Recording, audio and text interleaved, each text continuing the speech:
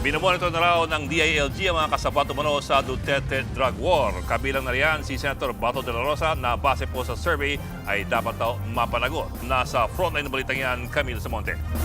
Co-perpetrators and their... 5 co-perpetrators o kasabwat umano ni dating Pangulong Rodrigo Duterte sa Crimes Against Humanity ang pinangalanan sa confirmation hearing kahapon.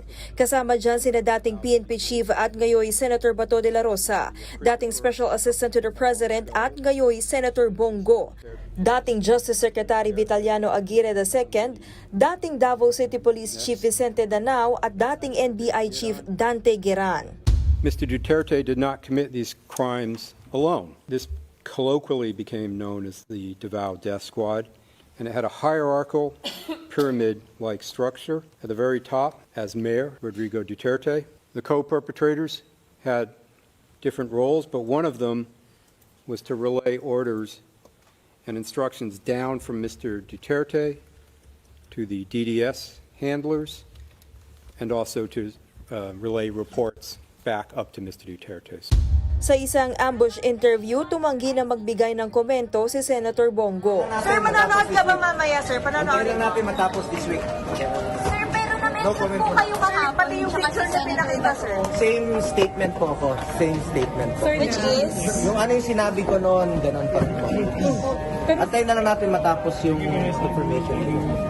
Nauna nang itinanggi ni Go na wala siyang kinalaman sa mga pagpatay. Wala rin daw basihan at unfair ang pagkakadawit sa kanya sa kaso ng dating Pangulo. Wala pa ring bagong pahayag ang iba pang pinangalan ng kasabwat.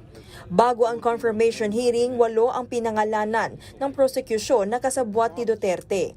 Bukod sa 5, kabilang din umano ang dati ring mga PNP chief na sina Camilo Cascolan at Oscar Albayalde, pati si dating PIDEA Chief Isidro La Peña.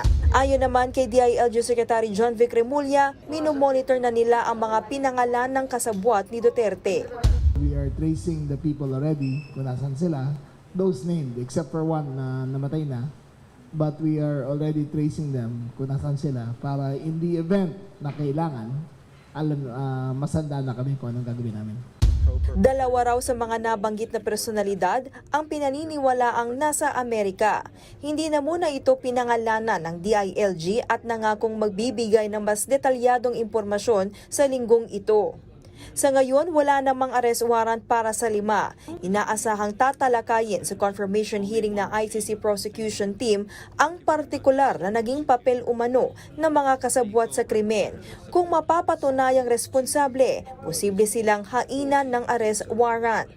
Sa pinakabagong SWS survey, lumabas na 53% ng mga Pinoy ang sang-ayon na dapat panagutin sa Senator De La Rosa sa mga pagpatay na nangyari noon sa madugong war on drugs. Habang 44% naman ang nagsabi na dapat ikulong si De La Rosa sakaling maglabas ang warrant of arrest sa kanya ang ICC.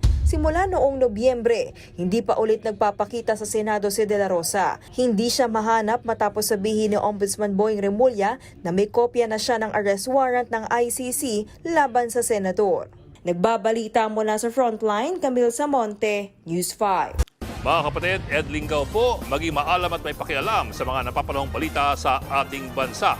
Para sa mas malilimang pagtalakay at paghimay sa mga issue at headlines, mag-follow at mag-subscribe sa social media pages ng News 5.